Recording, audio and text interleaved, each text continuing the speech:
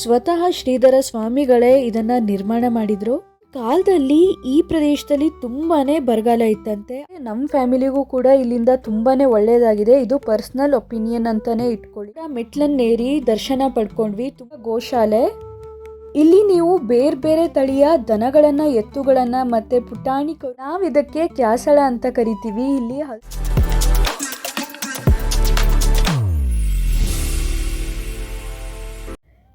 ಬೆಳಗ್ಗೆನೆ ಬೇಗ ರೆಡಿಯಾಗಿ ಫ್ಯಾಮಿಲಿ ಸಮೇತ ನಾವು ಬಸ್ ಸ್ಟ್ಯಾಂಡಲ್ಲಿ ಕಾಯ್ತಾ ಇದ್ವಿ. ಸಾಗರ ಬಸ್ ಯಾವಾಗ ಬರುತ್ತೆ ಅಂತ ಕಾದಿದ್ದು ಬಸ್ಸು ದಿನಕ್ಕಿಂತ ಸ್ವಲ್ಪ ಲೇಟಾಗೇ ಬಂತು.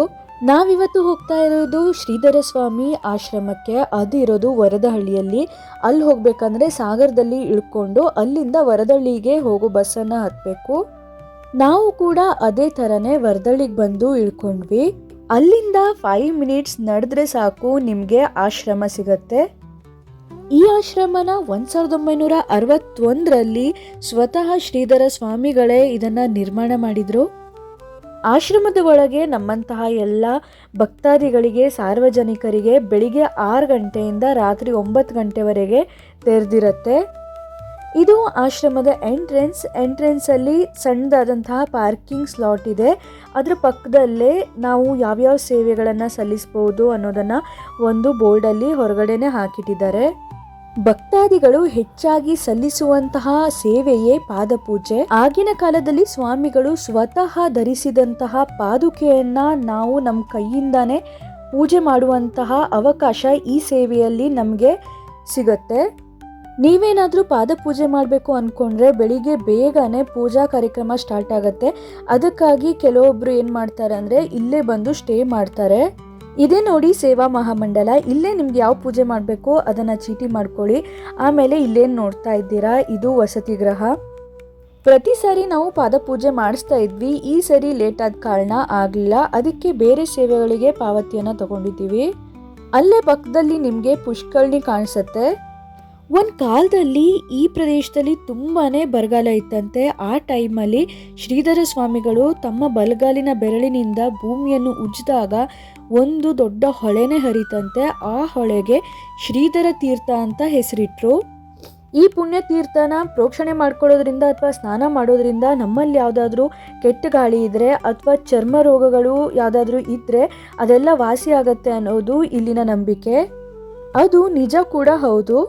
ಈ ತೀರ್ಥನ ಮನೆಗೂ ಕೂಡ ತಗೊಂಡು ಹೋಗಿ ಪೂಜೆ ಮಾಡ್ತಾರೆ. ಅಷ್ಟು ಶ್ರೇಷ್ಠವಾದಂತಹ ತೀರ್ಥ ಸ್ನಾನ ಮಾಡಿದ ಭಕ್ತಾದಿಗಳ ಬಟ್ಟೆ ಬದಲಾವಣೆಗೂ ಕೂಡ ಇಲ್ಲಿ ಅವಕಾಶವಿದೆ ಹಾಗೂ ವ್ಯವಸ್ಥೆಯನ್ನ ಮಾಡಿಕೊಟ್ಟಿದ್ದಾರೆ. ನಾವು ಕೂಡ ಅದೇ ಥರ ತೀರ್ಥ ಸ್ನಾನವನ್ನು ಮುಗಿಸ್ಕೊಂಡು ಈಗ ದರ್ಶನಕ್ಕೆ ಹೋಗ್ತಾ ಇದ್ದೀವಿ. ಇಲ್ಲಿಯ ಪವಾಡದ ಬಗ್ಗೆ ನಮ್ಮ ಕಡೆಯವರಿಗೆ ಅಂದರೆ ಸಾಗರ, ಶಿವಮೊಗ್ಗ, ಸಿರ್ಸಿ, ಕುಮಟಾ, ಹೊನ್ನಾವರ ಈ ಕಡೆಯವರಿಗೆಲ್ಲ ತುಂಬ ನಂಬಿಕೆ ಇದೆ ಮತ್ತು ತುಂಬ ಜನ ಆರಾಧಿಸ್ತಾರೆ. ಈ ಹೊರಗಡೆ ಇದ್ದಾರಲ್ಲ ಅವರಿಗೆ ಅಷ್ಟೊಂದೇನು ಗೊತ್ತಿಲ್ಲ. ಅವರೆಲ್ಲ ಈ ಆಶ್ರಮಕ್ಕೆ ಬರಬೇಕು, ಇದರಿಂದ ಅವರಿಗೆಲ್ಲ ಒಳ್ಳೇದಾಗಬೇಕು ಅನ್ನೋದು ನನ್ನ ಆಸೆ. ರಿಯಲ್ ಆಗಿ ಹೇಳಬೇಕು ಅಂದರೆ ನಮ್ಮ ಫ್ಯಾಮಿಲಿಗೂ ಕೂಡ ಇಲ್ಲಿಂದ ತುಂಬಾ ಒಳ್ಳೆಯದಾಗಿದೆ. ಇದು ಪರ್ಸ್ನಲ್ ಒಪಿನಿಯನ್ ಅಂತಲೇ ಇಟ್ಕೊಳ್ಳಿ. ಇಲ್ಲಿ ತೀರ್ಥ ಸ್ನಾನ ಮಾಡೋದ್ರಿಂದ, ಈ ಜಾಗಕ್ಕೆ ಬಂದು ಹೋಗೋದ್ರಿಂದ ತುಂಬಾ ಒಳ್ಳೆಯದಾಗತ್ತೆ ಮತ್ತು ನಮ್ಮಲ್ಲಿ ಪಾಸಿಟಿವ್ ವೈಬ್ ಹೆಚ್ಚಾಗತ್ತೆ, ನೆಗೆಟಿವ್ ಎಲ್ಲ ದೂರ ಆಗತ್ತೆ.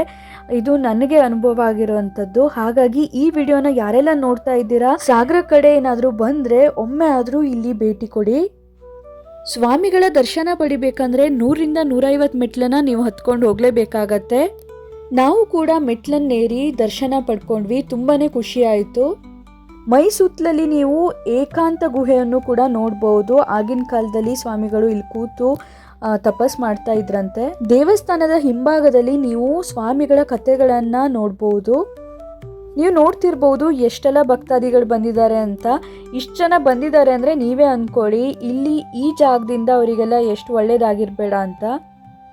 ಸ್ವಾಮಿಗಳಿಗೆ ಪ್ರಾಣಿಗಳಂದರೆ ತುಂಬಾ ಇಷ್ಟ. ಅದರಲ್ಲೂ ಹಸು ಮತ್ತು ನಾಯಿಗಳಂದರೆ ತುಂಬಾ ಇಷ್ಟ. ಪ್ರಾಣಿ ಪ್ರೇಮಿ ಅಂತಲೇ ಹೇಳ್ಬೋದು. ಅದಕ್ಕೆ ಅವರು ಗೋಶಾಲೆಯನ್ನು ಕೂಡ ನಡೆಸ್ತಾ ಇದ್ರು. ಈಗೂ ಅದನ್ನು ಮುಂದುವರಿಸ್ಕೊಂಡು ಬಂದಿದ್ದಾರೆ. ನಿಮಗೆ ತೋರಿಸ್ತೀನಿ.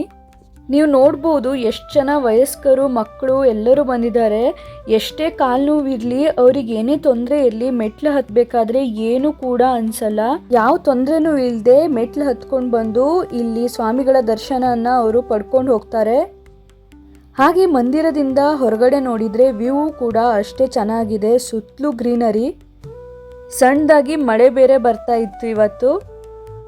ಇಷ್ಟೆಲ್ಲ ಭಕ್ತಾದಿಗಳು ಬಂದಿದ್ದಾರೆ ಆಶ್ರಮಕ್ಕೆ ಅಂದರೆ ನೀವೇ ಒಂದ್ಸರಿ ಯೋಚನೆ ಮಾಡಿ. ಭಕ್ತಾದಿಗಳ ಎಷ್ಟೋ ಕಷ್ಟ ಇಲ್ಲಿ ಬಂದ ಮೇಲೆ ಕರಗೋಗಿದೆ. ಹಾಗೆ ಅವರ ಆಸೆಗಳು ಕೋರಿಕೆಗಳು ಕೂಡ ಈಡೇರಿದೆ. ಮತ್ತು ಇಲ್ಲಿ ಬರುವಂಥ ಭಕ್ತಾದಿಗಳು ಯಾವತ್ತೂ ಹಸುವಿನಿಂದ ಹೋಗಬಾರ್ದು ಅಂತ ಅಂದ್ಕೊಂಡು ಬೆಳಿಗಿನ ತಿಂಡಿ ಮಧ್ಯಾಹ್ನದ ಊಟ ಯಾವಾಗಲೂ ಇರುತ್ತೆ. ನೀವು ನೋಡ್ತಿರ್ಬೋದು ದೂರದಲ್ಲಿ ಅಷ್ಟು ಜನ ಸಾಲಾಗಿ ನಿಂತಿದ್ದಾರಲ್ವಾ, ಅವರೆಲ್ಲ ನಿಂತಿರೋದು ಮಧ್ಯಾಹ್ನದ ಪ್ರಸಾದ ಸ್ವೀಕರಿಸಲಿಕ್ಕೆ. ಆಗ ಹೇಳಿದ್ನಲ್ವಾ ಸ್ವಾಮಿಗಳ ಗೋಪ್ರೇಮದ ಬಗ್ಗೆ, ಇದೇ ನೋಡಿ ಇಲ್ಲಿಯ ಗೋಶಾಲೆ. ಇಲ್ಲಿ ನೀವು ಬೇರೆ ಬೇರೆ ತಳಿಯ ದನಗಳನ್ನು, ಎತ್ತುಗಳನ್ನು ಮತ್ತು ಪುಟಾಣಿ ಕರುಗಳನ್ನು ಕೂಡ ನೋಡ್ಬೋದು.